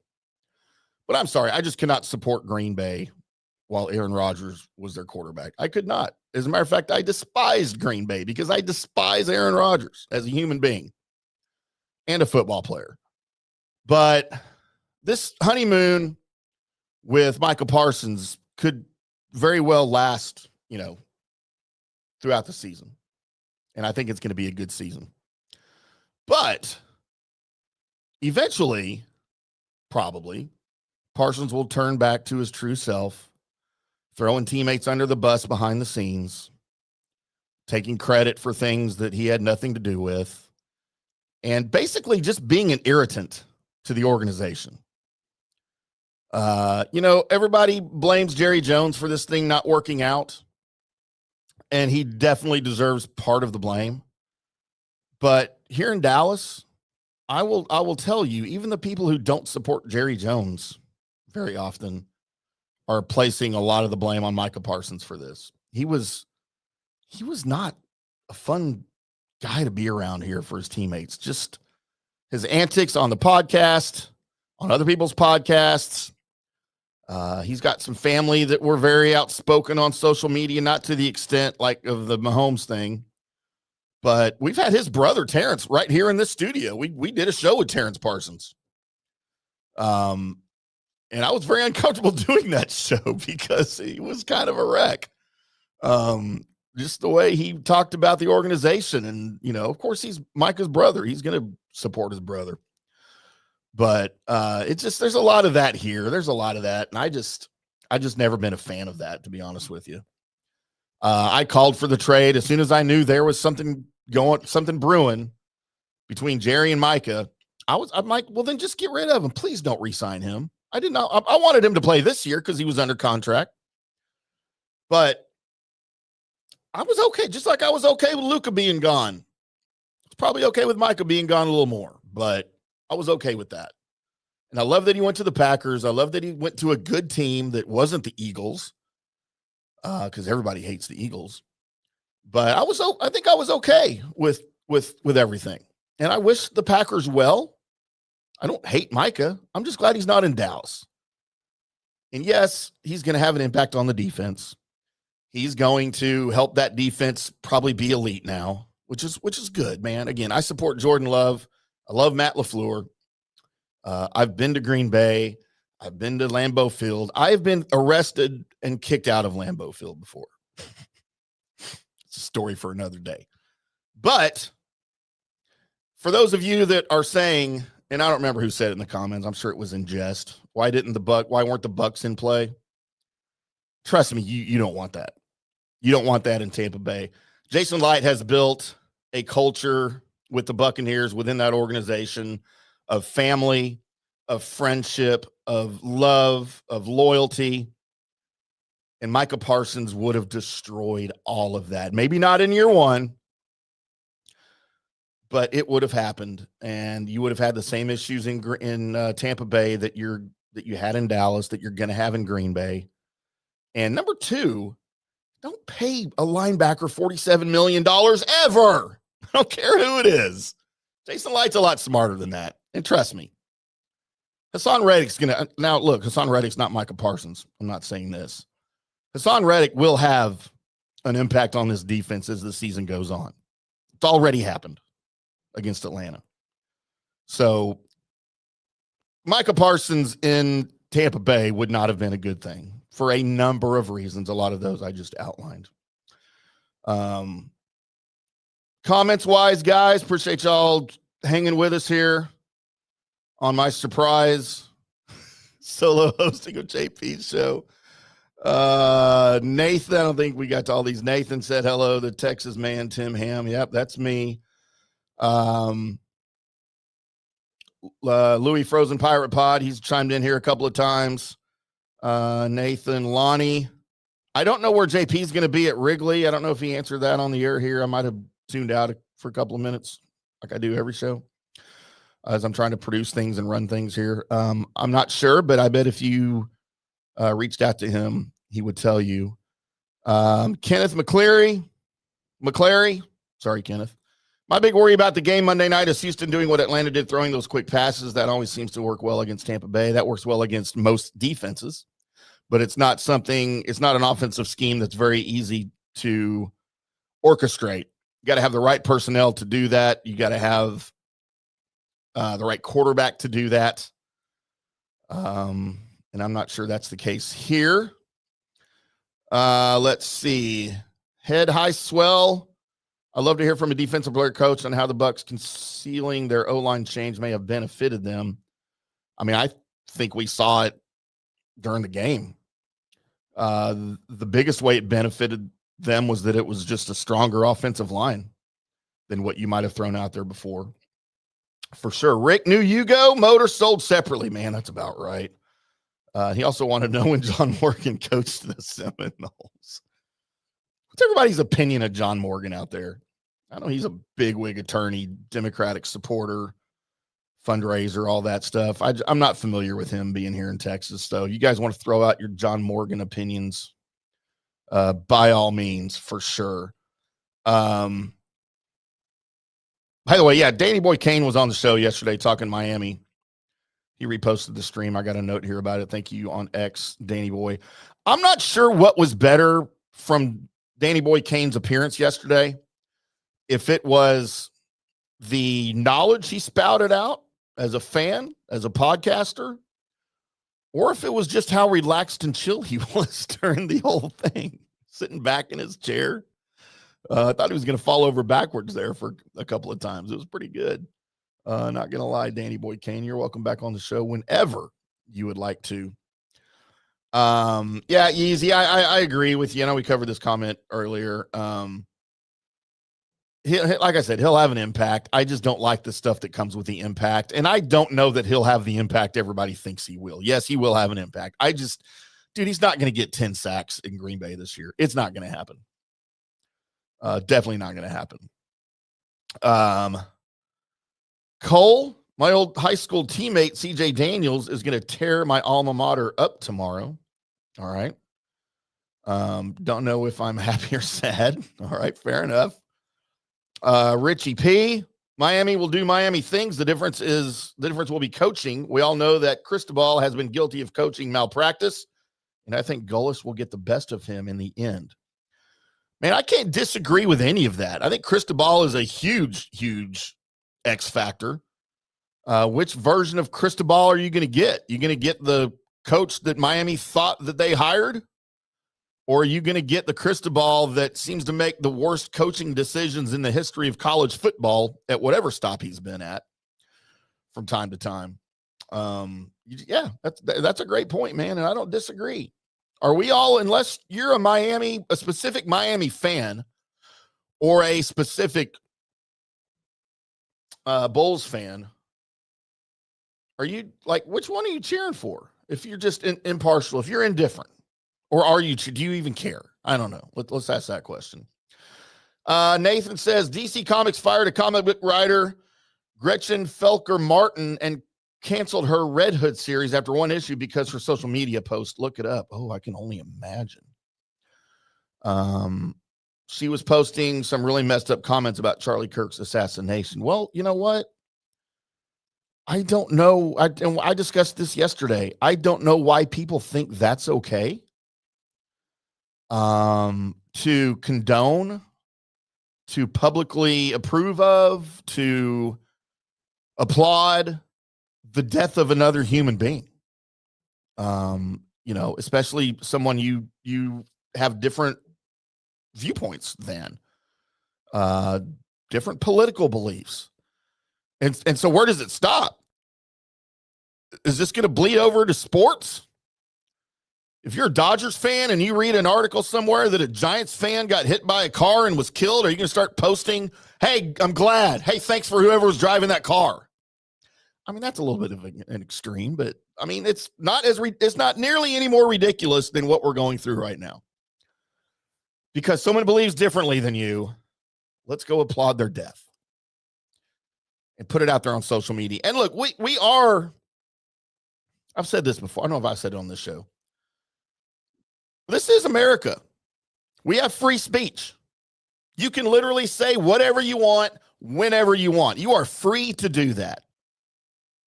And that's part of why it's one of the greatest countries on the planet and why people die and sacrifice their lives for you to have that right.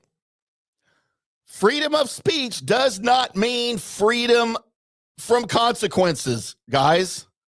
You can say whatever you want, but you better be prepared for the consequences of you doing so. And some of these people, I guess they think their social media post is worth losing their jobs over or worth the backlash that you're going to get on social media.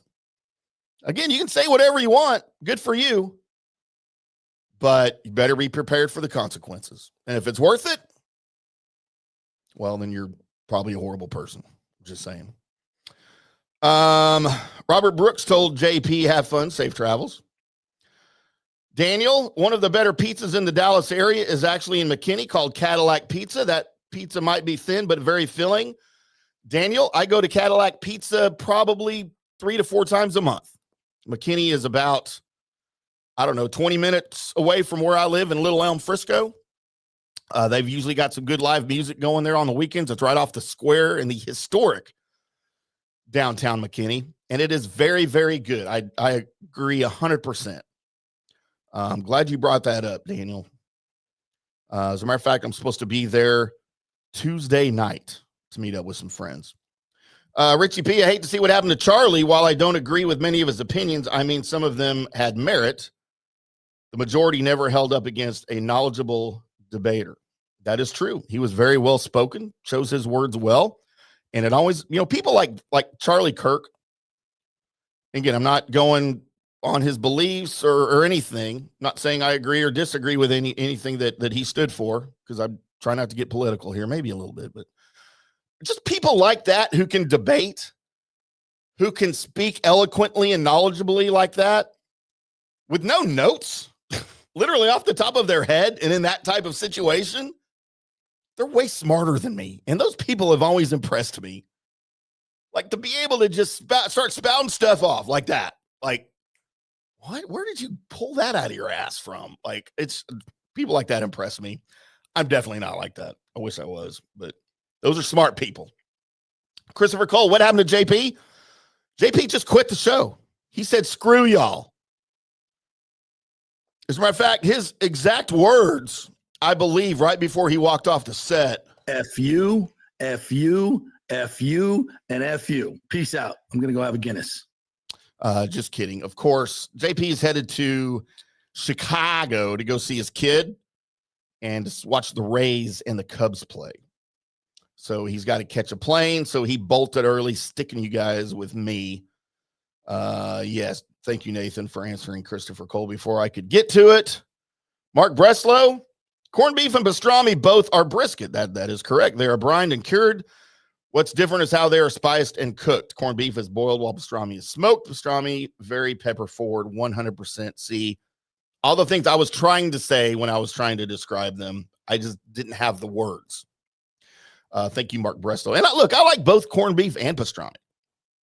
A Reuben sandwich is one of my favorite sandwiches in the whole world.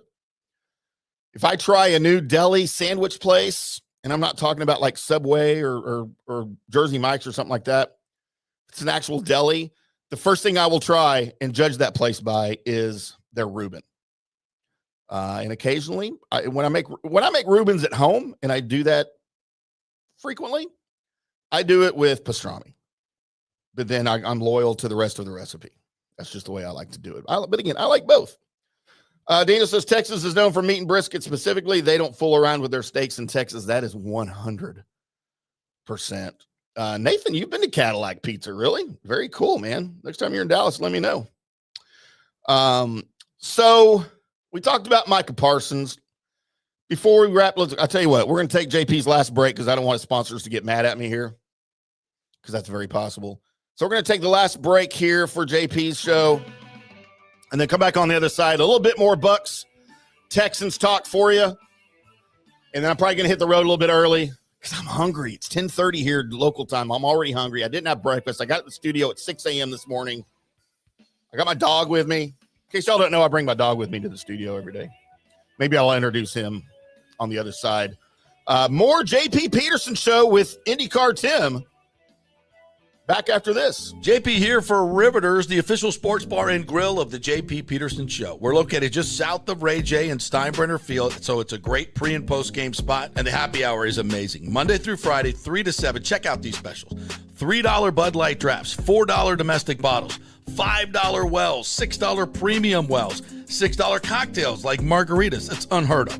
And the Riveters food is freshly made daily. No freezers. Happy hour food specials include $3.50 tacos and barbecue sliders. $6 you get edamame or chips with the beer cheese, which is amazing.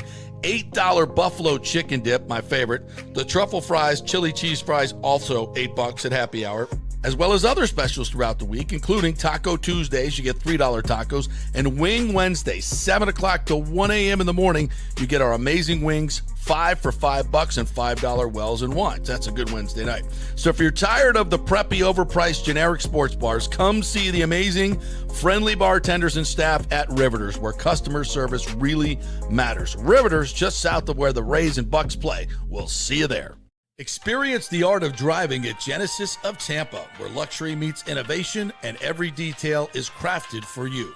From the bold G70 to the refined GV80, Genesis delivers power, elegance, and technology years ahead of its time. Book service online, and our Genesis Experience Advisors will pick you up and drop off your vehicle. If available, you can enjoy a courtesy car while yours gets a complimentary interior vacuum plus a generous offer for your trade. Every new Genesis comes with the Miracle Advantage Plan, 10 years or 250,000 miles of powertrain warranty and 4 years of complimentary maintenance.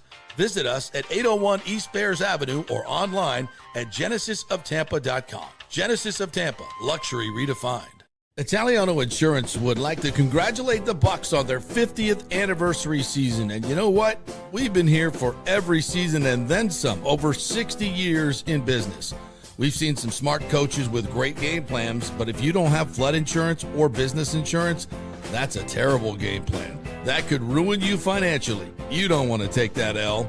So call 813-877-7799 and let their friendly agents quarterback your insurance and save you big money.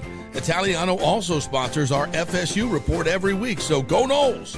813-877-7799 or go to italianoinsurance.com.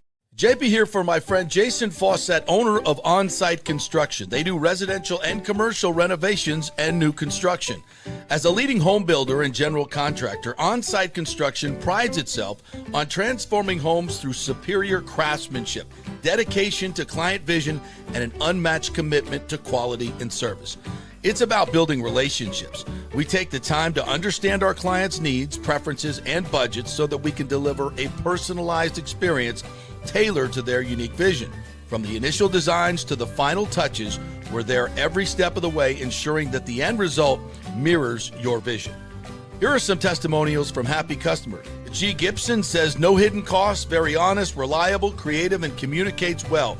Reasonable and fair with their pricing, no hidden costs. C. Smith said, did not disappoint. I'm very happy with the work. This company really cares and will take care of it. So if you're just thinking about building or renovating, Give us a call and let's see what's possible. 813-579-5789 or check out our website at onsiteconstructionfl.com. Are you having legal issues with a business partner or other legal business issues? The attorneys at Walters, Levine, and DeGrave can help. Call 800-616-0384 for a free consultation. At Walters, Levine, and DeGrave, we've redefined what a law firm can be with top-tier attorneys, personal service, and 26 years of success. From business law to civil litigation, we deliver smart, client-focused solutions. Walters, Levine, and DeGrave recently won a $6.4 million jury verdict from a large real estate developer, and they can win for you too. Walters, Levine, and DeGrave. Let's solve it together. Not attorney spokesman. For a free consultation, call 800-616-0384 or go to walterslevine.com. Offices Tampa, Sarasota. Let's go. Right now, back to the show on FanStream Sports. Welcome back to the JP Peterson Show right here on FanStream Sports. I'm IndyCar Tim in for JP Peterson, who is traveling, as he seems to always do. God travels more than anybody, I think, I know, to various sporting events and some such. Yes, welcome back to the JP Peterson Show. Big shout out. I don't have all his reads and stuff, but we will give a shout out to Riveters, Italiano Insurance, and Golden Diamond Source, On-Site Construction, Third Generation Plumbing, Cafe Paradiso. And I do need to go get me some Cafe Paradiso. Bay Area Modern Medical Center, don'tgouncovered.com, Genesis of Tampa, and of course, Jeeves Law Group and Kingmakers for sure. I think I covered everybody there. If I missed you, that's my fault. Don't be mad at JP. So look, I'm going to experiment with something here real quick, y'all. I'm going to see if I can do this because I think I've been talking about doing this for a little while here. Is I'm going to attempt to bring myself in on my phone. How do you like that? Because I know I've been promising. Hang on. There. I've sort of been promising to give you guys a tour of the studio here in Dallas. So we're going to, can I do it that way? Ooh, look at that. All right. Well, look, we're going to go full screen here. I'll even take this stuff off of the screen. Damn, Gina, look at that. All right. So I want to give you guys a quick tour of the studio. I think I can hear myself on the phone as I leave. There's my command post, y'all, in case you wondered. There's the great Tolo, the puppy, the good puppy dog. Comes with me every day. But yeah, no, here's the command post from the JP show. That is our new awesome remote control camera that we have in Ohio and Dallas. JP, we're afraid that JP probably will break it, so we haven't gotten him yet. There's some of the TVs I get to watch while I'm in the studio here. Don't be mad at my Saints banner because that's where I grew up. And that's actually from 1977, I believe. I had that when I was a kid. I had to bring it to the studio with me, but yeah, here we go. So now, hopefully you can still, I think you can still hear me. This is our wall of fame. We've got people that have come in that have signed. Oh yeah, there's Terrence Parsons' signature, Micah's brother. Here's our FanStream Sports show lineup for all three. There's your Tampa Bay show lineup, Dallas, and Ohio on the other side. And if you look very closely, I don't know if it shows up here, this whiteboard actually has our DSP Media, which is the parent company of FanStream Sports, kind of in a watermark in the background. It's really, really cool. There's our production room, which is also my coffee room, my morning coffee every day. There you go. We do shows out of here occasionally. We also produce when we're not in the studio in there. We'll do it in here. There's the video of what we're looking at right now. Blah, blah, blah. Go America. TaylorMade, our old DSP Media sign that used to be behind our stage. Stars won the Stanley Cup in 1999. Yeah, that's the last time we had a win. Their only win in franchise history. But yeah, here's the room. Deep Eddy Vodka, local sponsor. Happy Dad Seltzer's local sponsor. Angry Orchard, a local sponsor. And boys, there is, let's get this out of the way. They're not a sponsor. There is your Jaeger machine. guys want me to do a shot of Jaeger? Let's do a shot of Jaeger.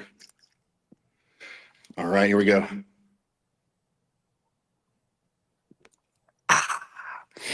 So there you go, mini fridge, beer keg.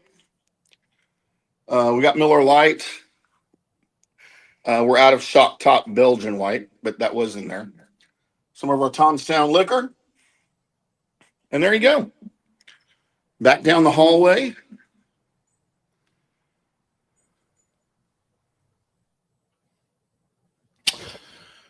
So there you go. What do y'all think of that? How was that? Was that just a waste of time, or did y'all enjoy that? Trying to think of a way to utilize the phone cam in other ways on JP's show. Could have taken you through a tour of the building, the stairs I fell down when we first moved in 3 years ago. The stairs that I have used, I think I can count on one hand the number of times I've been on those stairs, including falling down. Because I always use the elevator. Yes, we're on the second floor. It's literally one flight of stairs. But I hate stairs. I hate walking, as you can probably tell by my athletic body. So there you go. There's the studio. Let's talk. Looking at comments here. Gedeke is out again. Michael LaRue. So he's been ruled out. I haven't seen that, but I cannot confirm nor deny that for sure. I feel like I need to turn the phone thing off here. Might be getting some feedback. Leaf Studio. There you go. Anyway, I hope y'all enjoyed that. I just sort of figured that out on the fly. Yeah, I don't know, but it wouldn't surprise me. Daniel, you need to add SMU to that list. Explain what list you're talking about. I do cover SMU being here in Dallas. We don't have a specific show for LSU yet, or for SMU yet, but we are working on it. Nathan Elliott, you have an Aints pendant and a clown boy flag. Raise your standards, Tim. Well, we are in Dallas, Nathan Elliott. So yes, we have the Cowboys flag. I actually have a hat I didn't show y'all hanging in between my Rangers and Cowboys flag. That is an original new era baseball cap from Super Bowl 30 that I think I've worn one time, but we hung it up here in the studio. But yeah, I have that. Nobody said anything about my Quebec Nordiques throwback pennant over here. Of course, they are now the Colorado Avalanche. But yeah, man, I go way back with my fandom with some of these. David Terry, Badass Studio. Cheers. Thank you very much. Responsibly, Tim. You have some fun coffee and drink options. Yeah, I do. We pride ourselves. Oh, on the Dallas list. Yes. No, we are covering SMU, Daniel, for sure. We'll have written previews. Head over to FanStream Sports. That's going to start this week with our SMU covers. We'll have a preview of their game this week and then a recap. And I'm trying to get a pod started as soon as I can secure sponsorship for it for our SMU Mustangs Daily Blitz podcast here on FanStream Sports Dallas. Nathan at Buccaneer website and posted an injury report today. Shows Gedeke did not practice. Nothing about out. Okay. So yeah, if you don't practice on Friday, even if you don't have an injury designation for Monday, just remember this is not a Sunday game. It's a Monday game. So he's not officially out, but it's not a good sign that he did not practice on Friday, for sure. So speaking of Monday, let's talk a little bit about the Texans. As of course we know the 2 years ago Texans and CJ Stroud's first season, Nick Caserio, the GM, went out and spent about $150 million on the offensive line in front of CJ Stroud. CJ Stroud, of course, Ohio State Buckeyes fame. And when a Buckeyes quarterback comes out to the NFL, I never predict anything good because they simply don't usually perform well. It does not translate. Dwayne Haskins more recently. If you want to throw CJ Stroud in there, he didn't have a great year last year. Justin Fields. Mike Tomczak, is he the greatest quarterback ever in the NFL to come out of Ohio State? He might be. I don't know. But I certainly saw regression in CJ Stroud's 2024. And a lot of that, as JP pointed out earlier, is the failure of the offensive line. In 2023, when he had his fantabulous NFL season, that was because he had protection. Like I said, Caserio went and made sure that C.J. Stroud had protection up front. Well, that failed in 2024, and he had a regression. The entire team had a regression last year. This team in 2025 is more similar to that 2024 team. They still don't have any help along the offensive line. They've traded some of those guys to get out of those massive contracts that Caserio signed them to. And this offensive line is very susceptible, which means that C.J. Stroud is going to be very susceptible. This offense is not great. Joe Mixon is still out. Replaced by former Cleveland Brown fan favorite Nick Chubb, who is still kind of recovering from injury, as he seems to have been his whole career. Last season, he had just 60 yards. Nico Collins, your star receiver, because Tank Dell is still out, recovering from his injury last year. Nico Collins, 3 catches, 25 yards in the opener. I don't know that I'm worried about the Houston Texans. And I know when we talked about it earlier in the week, I called for a Texans win. In the offseason, I called for a Texans win because I said the Bucs would be 2-2 going into through the first month of the season. I thought Atlanta would be the win. Texans would be a loss, I thought for sure. But, man, now after looking at this team on paper and after watching them play last week, man, they're just not good. And I know I talked about the trend, the stat. They're 0-7 all-time in Houston. They were 0-4 against the Houston Oilers, and now they're 0-3 against the Texans. As JP said, so what? That doesn't mean anything. And you're right, it doesn't mean anything. But after seeing this team on paper and seeing some of this stuff that I was able to see that we didn't get to see in the offseason and preseason, dude, this team, I don't think this team's very good. I love D'Amico Ryans. I think he's a fabulous head coach. He's a great defensive mind. They've had changes to the offensive coordinator. Bobby Slowick is gone. So that has not helped C.J. Stroud at all. And I think that offensive line is very susceptible. You could have you could have Vita Vea and Hassan Reddick having very, very big days, I think, against the Texans. And I am now calling for a Buccaneers win on Monday night. And you know what? I'll even go as far as to say, let's go Buccaneers 31, Texans 17. What do you think of that? Does that sound realistic to you guys? What are y'all's picks here? As we got a few minutes left here at the end of the show. If y'all want to throw your score predictions for Bucs Texans. And by the way, can we talk about the name Texans for a little bit and make fun of how ridiculous and stupid that is? And look, for those of you in Florida that have never been in Texas, don't know anything about Texas football or the history, we had a Dallas Texans football team, part of the original AFL back in 1960. So the NFL refused Dallas an NFL expansion team throughout the 50s. And in 1960, local business group tried to get one, and they said no. So the AFL, as they were forming, swooped in and said, hey, we'll put a team in Dallas for y'all. The AFL Dallas Texans. They played here in Dallas. And, of course, after that happened, then the NFL's like, oh, crap, no, we got to go get the market. So that's why we have the Dallas Cowboys. Their offices and practice facilities for 3 seasons were literally across the street from each other, actually not far from where our studio is here. The Dallas Texans were by far the more successful of the 2 franchises, as the Cowboys struggled really through most of the 60s until 66, when they lost to the Packers in the Ice Bowl, the NFL championship game.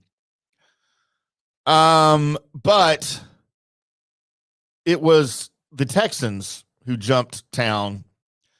Lamar Hunt, the owner, moved them to Kansas City to rename them the Kansas City Chiefs. So there's where your Chiefs come from, and that is your tie, the Chiefs' tie to Texas and to the Dallas area. But I say that because, look, that was 1960. Okay, we're not as creative with sports names and things like that. I get it. But when Houston announced a new franchise to replace the Oilers, who are now the Titans, I know they had all of that, like most teams do. They probably had a fan poll or whatever, and I don't know where they came up with the name Texans. But can we just talk about how ridiculous it is to name a team in Texas the Texans? It's like if you had a new pro team in California and you called them the Californians. Or if you started a new team in Florida and you just called them the Floridians. Hey, we're the Orlando Floridians. It's ridiculous. It's a stupid name. And they have stupid uniforms and they have stupid colors. I hate the Texans, by the way, in case y'all can't. I hate everything in Houston. Houston is, I call it quite often, a lot of people call it the armpit of Texas. The armpit of Texas is Pasadena, which is a suburb of Houston. Houston is the crotch of Texas. It is miserable. There's nothing good about the city of Houston. A lot of people talk about the food. Okay, you can get good food all over Texas. It's nothing special. The people suck. The traffic sucks. The city sucks. Everything about Houston sucks. And now they have the worst, maybe the worst name in all of the NFL for their team, the Texans. That's such a give up, you guys. Nathan Elliott, 24-20, Bucs win. Sorry, I had to go on my Texans rant because the Bucs are about to play them. Michael LaRue says Penix had 48 dropbacks, 6 scrambles versus 22 running back runs. Penix had only 6.9 yards in the air per attempt versus 10 last year. Same Bowls defense of death by 1,000 paper cuts, no aggressiveness. I will tell you this, Michael LaRue. I don't think the Texans are as good as the Falcons. And I don't think the Falcons are that good. So now they always play the Bucs. Again, division game. They're always going to play the Bucs tight. But yeah, again, after what I've watched of the Texans this year so far, some stuff I watched in the preseason, I'm not scared. I ain't scared. And you shouldn't be either. Nathan Elliott, what do you call Brownsville, Texas? I call that the taint of Texas because it's literally where the taint would be on a person. I have been to Brownsville. There's actually nothing wrong with Brownsville. It's just, it's too close to Mexico. It's literally right across the Rio Grande from Mexico on the bottom tip of Texas. It's not good. Douglas Batista, Tim saw a couple of Cowboys games in the old stadium in Irving. I remember a great atmosphere in that place, an open roof for God to look down on the Cowboys. Yeah, that was always a joke. Why does Texas Stadium have a hole in the roof? So God can watch his favorite team win on Sundays, y'all. That's what I'm talking about. I'll also tell you this. Texas Stadium opened in 1971, the same year I was born. And we moved here to Dallas in 1973 from the southern Louisiana area where I was born. And my dad took me to games throughout the 70s, watching those Super Bowl teams, Roger Staubach, Tony Dorsett, Charlie Waters. I can name the entire lineup for about 10 years of early Cowboys. That stadium was always a toilet. There was nothing good about that stadium either. It was an open air, supposed to be an open air stadium. So you had from the top row, kind of like what SoFi is now, where it was enclosed, but it was open air, right? There was no air conditioning. I mean, in LA, you don't really need it. But here, you had a huge gap from the bottom of the roof line to the top of the structure, plus the hole in the roof for air to flow through the stadium. Well, very quickly they realized, oh, crap, we don't have enough luxury suites. We can't make money. So they built all the luxury suites up around that roof line and enclosed that open air part of the roof line so that it was just sweltering. And literally the only open air you had was what could come in the roof. And when they'd shoot fireworks and stuff off in the stadium, dude, that smoke never dissipated anywhere. Even if it was windy outside, it would hover. And that told you the air was not moving. It was like kicking in a dome because there was never any air movement. It was hot. You know, by the time even the 80s rolled around, when it's only like 15 years old, it was just a toilet. The plumbing didn't work. It was so bad. By comparison, one of my favorite stadiums in the NFL, Arrowhead Stadium, where the Chiefs, ex-Texans used to be, that was built and opened the same year.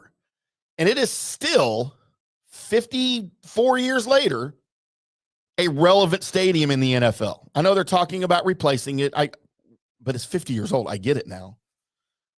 But you shouldn't have had to replace it at like 35 years, which is what you had to do with Texas Stadium before they built the new AT&T Stadium, which, by the way, as luxurious as it is still a toilet to me. I can't stand. We call it the Death Star here. I can't stand it.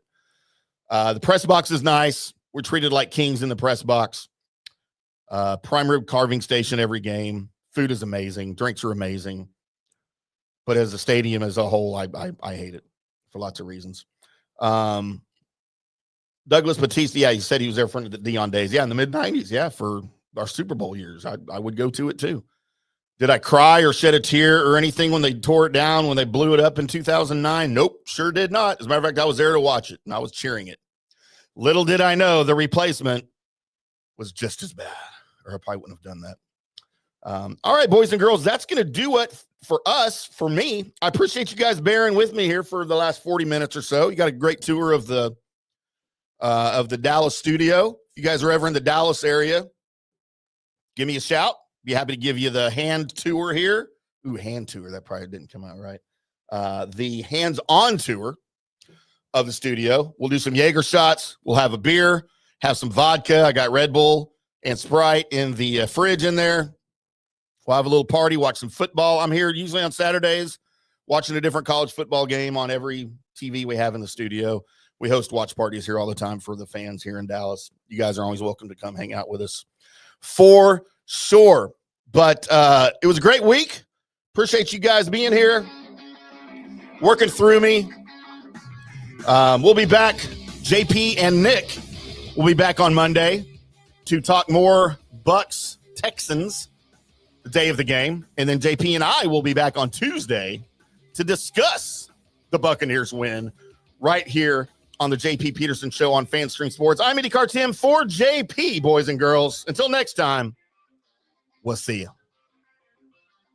you.